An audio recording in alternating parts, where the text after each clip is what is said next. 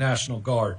It allows state resources to be used also through our agencies to be readily available, including disaster resource management, expenses related to response, and more, as well as reimbursement. It's going to help to make sure that groups that are already limited in terms of their funding can get some immediate or short-term help as they wait for reimbursement for the costs that they've expended. Additionally, I've taken action to establish the Team Kentucky Emergency Relief Fund to help those affected by this terrible event. The URL for this site is going to be on the screen. Similar to previous storm disaster funds, every dollar donated will go directly to those affected. In fact, what we've done is we've gone and amended the Team Kentucky Storm Relief Fund to now allow families impacted by a disaster like this to also benefit from the generosity of Kentuckians. Remember, the first thing that we pay for out of these funds are funerals, so that in a time of grief, nobody is worried about that. In Kentucky, we grieve together and we support one another. Donations will help pay for funerals and for response, recovery, and rebuilding. All right, while Kentucky is responding to this crisis in Louisville following yesterday's deadly plane crash, we must also remember the challenges that our families are facing due to a lack of SNAP benefits brought on by the Trump administration. This is a program that was under attack early by the president following the big, ugly bill. That's why in June I wrote a letter to Kentucky's congressional delegation urging them to consider the harmful impacts of this legislation and how it would hit our people, because SNAP is crucial for Kentucky. In our Commonwealth, over 600,000 Kentuckians rely on SNAP. That's 1 of 8 of our people, many of which are kids. These families need this support to avoid going hungry. But on October 1st, the federal shutdown began, and this now, today, marks the longest shutdown in the history of our country. From the start of the shutdown, the president made it clear that this program would be at risk. In fact, the Trump administration stopped the federal government from paying out SNAP benefits for November and also stopped states from flowing state funds through SNAP to pay out those benefits. And that's despite the USDA's website saying that he could fund SNAP benefits even in a shutdown. Americans should never be a negotiating tool. And I am committed to taking action to do what we can to stand up for our people. So on October 20th, I announced that while we were exploring options for SNAP, we had 2 updates that would help many who rely on this program. First, after learning our area development districts had exhausted the nearly $10 million in funding for senior meals, I announced that we were able to move $9.1 million to help fund that program. It took a lot of work to find a solution. Thankfully, we did, and the General Assembly leadership agreed to move forward with that plan. That day, I also announced that for November during the shutdown, that we could cover the Temporary Assistance for Needy Families, or TANF program, that the federal government was not going to fund. That was about $12 million that's helping our people, many of which also get SNAP benefits. Following that update on October 24th, we received a letter from the USDA confirming what had already been threatened. The letter said it was suspending all November 2025 benefit payments for SNAP for approximately 42 million Americans that rely on them, and that the suspension would continue until sufficient federal funding was provided. Let me be clear. The president has both the funding and the authority to fund SNAP during a shutdown. In fact, every other president in every other shutdown has done so. People going hungry in this instance is a choice that this president has made. So on October 28th, I joined leaders from 24 other states and the District of Columbia in a lawsuit challenging the Trump administration over what I believed was an unlawful decision to terminate SNAP benefits. And Friday of last week, a federal judge agreed with us. They said the president had to either partially or fully fund SNAP for this month and moving forward as long as funds were available. And separately, in a different lawsuit brought by cities, a court said the president needed to fully fund SNAP benefits. But knowing it would still take time for the benefits to roll in, and knowing what the delays were going to be, and being worried that the president would do what he has announced only partially fund SNAP. I signed an executive order directing $5 million to Feeding Kentucky food banks. Those dollars are going to be used by Feeding Kentucky. They're going to be distributed through the network of 7 regional food banks that work with all the others. Together, these food banks and their nearly 900 local partner agencies, food pantries, soup kitchens, and community programs serve all 120 counties. Only yesterday did our Cabinet for Health and Family Services receive the guidance from the USDA that partial payments will be made, though that came around the same time President Trump posted on Truth Social saying SNAP benefits wouldn't go out. And that's a nice tamed down summary of that post. But today we've received confirmation from the federal government that they will begin processing payments tomorrow. Kentucky is ready, willing, and able to work around the clock as quickly as possible once funding is received. It's important to remember SNAP benefits are typically staggered through the month, and therefore payments will be too.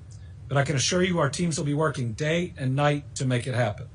But knowing the benefits aren't there yet, and recognizing the strain on families and on food banks who are stepping up more than usual, I'm taking another step today. I have authorized the Kentucky National Guard, the best guard in the country, to assist in staffing food banks as needed. What this means is that every dollar we're providing to the food banks can go towards purchasing the food, and that we can provide the extra staffing that's needed as they see a surge of families coming in. It'll help ensure Feeding Kentucky and their partner food banks can focus on distributing meals without the hardship of finding additional staff. As the federal shutdown continues, we're also thinking about all the ways that federal workers face hardships, and we're doing what we can to help. One way we're doing this is by urging insurance providers to continue coverage for federal workers so they don't lose that coverage. More than 23,000 Kentucky families are experiencing a loss of income due to the shutdown, something that is no fault of their own. Remember, many have not been paid since mid-October. It's incredibly unfair for them to fear losing coverage on top of concerns about paying rent or groceries or doctor's appointments. In a bulletin we released yesterday, we encouraged insurers to implement the following protective measures for policyholders who are federal employees. Number 1, postpone or withdraw termination of coverage notices that have occurred during the shutdown. Continue that coverage for those federal workers with unpaid premiums for at least another 30 days or 30 days after the shutdown ends. Give our people the time to receive their paychecks and make their payments. Number 2, I'm also asking for federal employees to have more time to make payments on premiums and other charges. Insurers are allowed to extend payment periods for Kentuckians in this type of situation. That way our federal employees can still get services during the shutdown and have more time to pay. I'm also asking for these companies to allow more time for repairs, giving Kentuckians more time to pay for necessary repairs. So if during a routine home inspection an insurer notes a problem with the roof, the insurer will usually give a time frame that the Kentuckian has to make repairs to that roof. If the repair isn't made within the time frame, the policy's canceled, and that Kentuckian now doesn't have coverage. We know that it's unfair at a time when people aren't receiving a paycheck through no fault of their own to lose coverage for a repair that they don't have the dollars to pay for. So we're asking for those repair times to be extended. Kentuckians with a loss of income due to the shutdown who are threatened with policy cancellations can contact the Department of Insurance for more information. Additionally, the National Flood Insurance Program stopped writing new policies on October 1st due to the shutdown. This could have an impact on prospective homeowners whose mortgage company requires flood insurance to complete their purchase of a new home. To assist these buyers, the Department of Insurance has compiled a list of surplus lines of insurance that offer flood insurance coverage and a list of brokers who sell the insurance. Anybody who needs flood insurance can contact DOI's Consumer Protection Division for additional guidance. The screen for those relief programs. So please,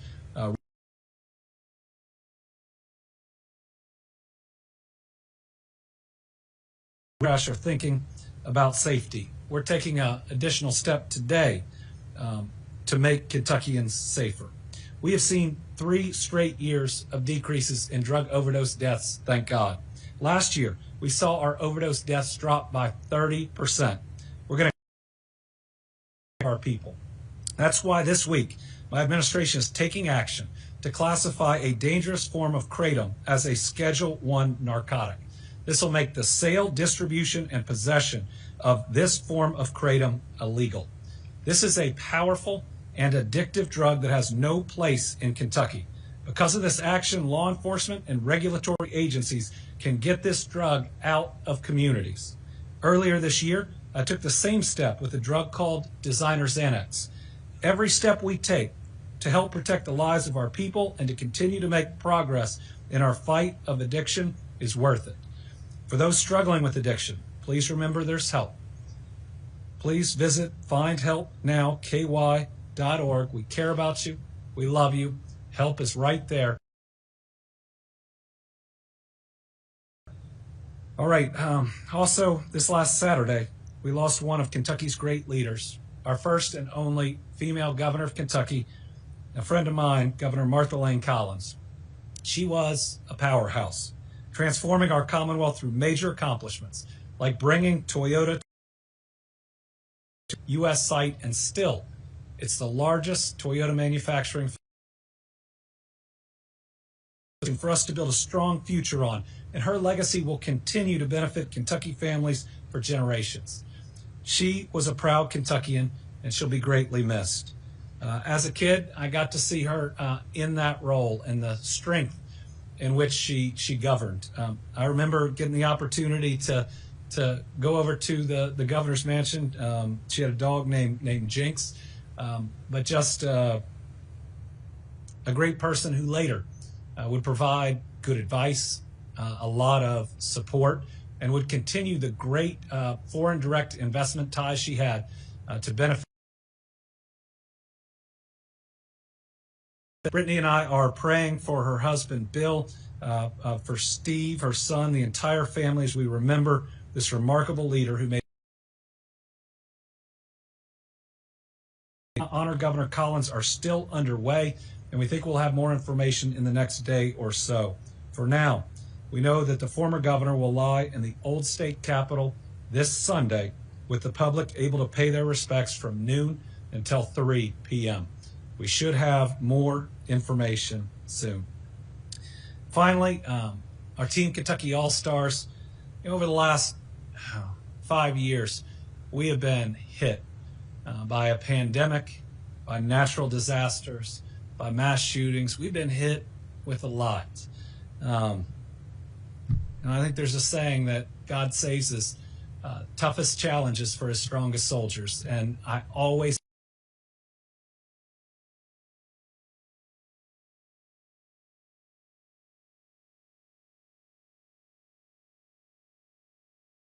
immediately after, we always see the best of the best. After enduring flooding, that's neighbors carrying neighbors to safety.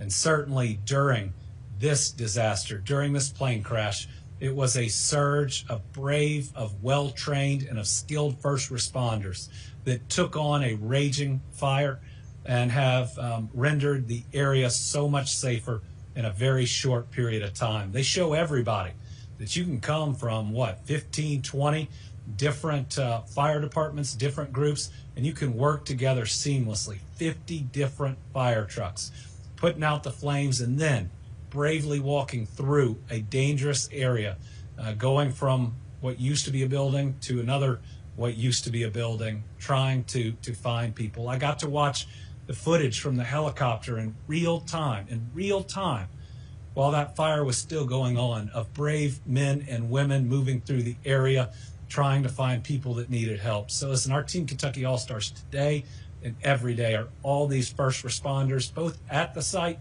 and who do the planning and the execution off-site. The Louisville group, emergency management, everybody they work with,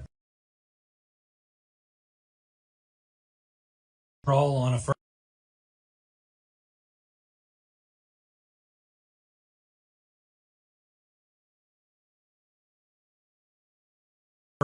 But I can tell the people of Kentucky that this group is the very best at what they do, and we are so blessed to have them. So they are today's Team Kentucky All-Stars. All right, we've got a couple of journalists that are with us in the room today. We also have about 4 on the line. We'll start with Carolina from WLEX.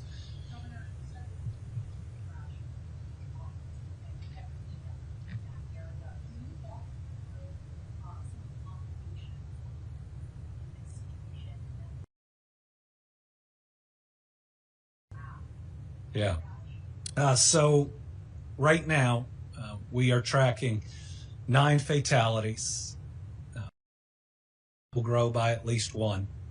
There were 3 crew members, and we don't have confirmation. We're very worried about each of those. Individuals, if not 7, outside of the crew that were impacted. When you look at where the plane hit, thankfully it missed that restaurant. And by the way, they've opened up their restrooms in their facility for first responders. Asked about having your facility and everybody inside wiped out.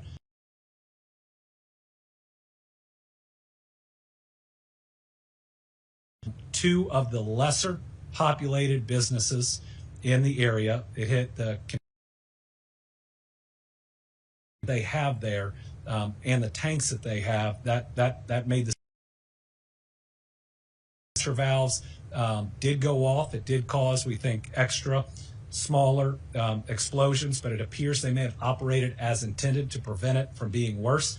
At different times, first responders did have to take cover because of what they were dealing with, but they were trained and ready and knew what was on site really quickly, really impressive to watch, and I was listening to it in real time. It then hit, I think it's called Grade A Auto Parts, which isn't just a store. It's more of a large of cars. I don't know if it's a pick-apart, but it looks like one of the pick-apart yards, at least from overhead. So not as densely populated as a number of the other businesses would be. Now, there are some other, we believe, small businesses there, and there are a number of buildings that were fully destroyed or partially destroyed. Was complicated by that, but man, these groups got in and got control of this much faster than I think most people would have believed was possible. This is very close to the Ford facility, very close. I was talking with their CEO, who we spoke directly, cares about the people in that facility, and Ford leadership has surged in. I think they'll be fully open by this afternoon, but was being very careful with their people. I mean, the images from just the back of their facility are incredible, and how close it is. The convention center, the livestock show is very close, and so people were coming in, talked directly to their head of security, who shut down people coming in, got the information out there to take care of folks.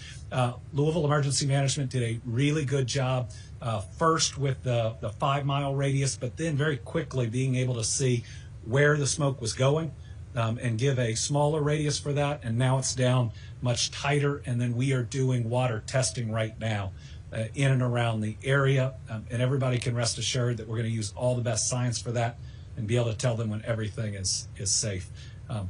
It's hard to lose 9+ people and consider yourself lucky. And I don't think we're lucky, but it could have been much worse. Do we have Lachlan? Okay, Tom Latek is on the line.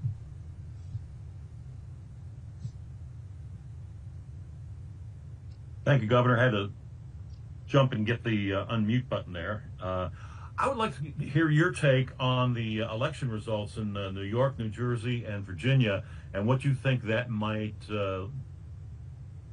lead the 2026 midterms to. Well, as vice chair of the Democratic Governors Association, I'm very proud that last night we went 2 for 2, and they weren't close. Our gubernatorial candidates both made history. One flipping Virginia, becoming the first female governor of Virginia, winning by, I think, 15 points more than projected. And then Mikey Sherrill in New Jersey becoming governor. This is the first time there's been 3 consecutive Democratic gubernatorial terms in 60 years. Neither of these races were easy. I certainly was directly involved in very significant ways in both of them, but most of the credit should go to those 2 candidates who are great leaders. And the thing that I'm excited the most is that they will govern well. But what you saw across the country were Democrats winning in city council races in South Carolina, statewide PSC races in Georgia. You saw the New York race and many others. And I think it says 2 things. Number one, the American people are so concerned about the American dream slipping away. They are looking for candidates that are focused on their everyday concerns and needs, and that starts with their job and whether they can afford what they need to feed their family, maybe take them on a vacation every once in a while, the ability to afford that next doctor's appointment, to be able to travel safe roads and bridges, to know the school they drop their kids off at is a quality school, and they want to feel safe in their neighborhoods. That's where the Democratic candidates were. That's how they ran, even across different parts of a political spectrum. That's what people were promising. And, you know, I'm putting it out there. I don't want it to be a secret because I think Republicans, independents, all those candidates should be running the same way. And maybe that's a way to heal the country, to bring everybody back in, to make these issues nonpartisan, and then not to move to the right or the left, but to move forward.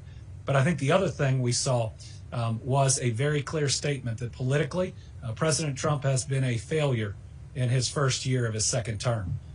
The president was involved in and lost the Wisconsin Supreme Court races. He was involved in and lost both of these governor's races. He even endorsed a non-Republican in the mayor's race in New York and lost. So I hope that this gives courage to people who've lacked it in Congress to do their jobs again.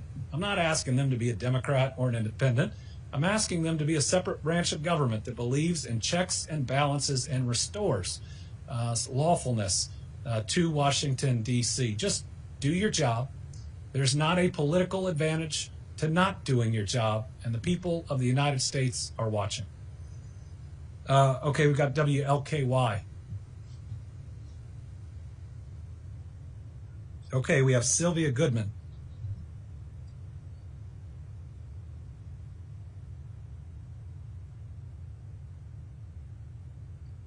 All right, we have Liam from the Kentucky Lantern. Hi, Governor. Can you hear me? I can. Great. I have a little bit of context before I ask my question. There's an advocacy group called the Kentuckians for Energy Democracy that they say that have organized roughly 40 other organizations to sign on to an effort urging you to issue a executive order for a moratorium on stopping utility disconnections during the government shutdown until the next allocation of LIHEAP funding is made available to Kentuckians. The National Energy Assistance Directors Association, which represents state directors of LIHEAP programs, last month called for utilities to suspend shutoffs during the government shutdown. I wanted to ask a little bit of a two-part question. Would you consider such a move? And second, what's your understanding of the status of LIHEAP funds in Kentucky, especially in the context of cuts to the federal LIHEAP office earlier this year? Yeah, let me get you where we are on LIHEAP. I'll certainly consider any information that is sent to me that would help our people during the shutdown. I don't think that I have seen that petition, but if it's reached us, I will make sure that I do. Always willing to consider things that could help the people of Kentucky, especially those that work for our federal government and that aren't receiving a paycheck right now through no fault of their own. Okay.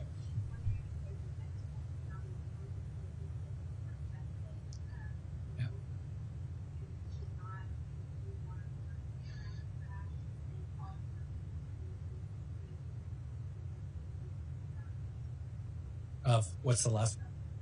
Okay. So Sylvia Goodman is asking, do we have an estimate of homes, businesses in the area that are in the radius for water? I believe Louisville Emergency Management is putting out that information directly, both on social media and working to do it directly. Now, this is not a densely populated residential area. It is almost entirely an industrial area that is impacted. At least 2 businesses have been massively hit, and we'll try to get a number of the others around them. Certainly, we've got enough people on the scene where we ought to be communicating directly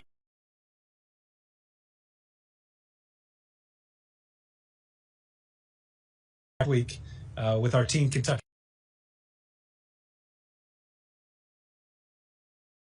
week then, and a double dose of good news will be something that we all deserve by that time. Please pray for these families. We've been hit a lot in the Commonwealth, but we are strong. We are also kind. Let's make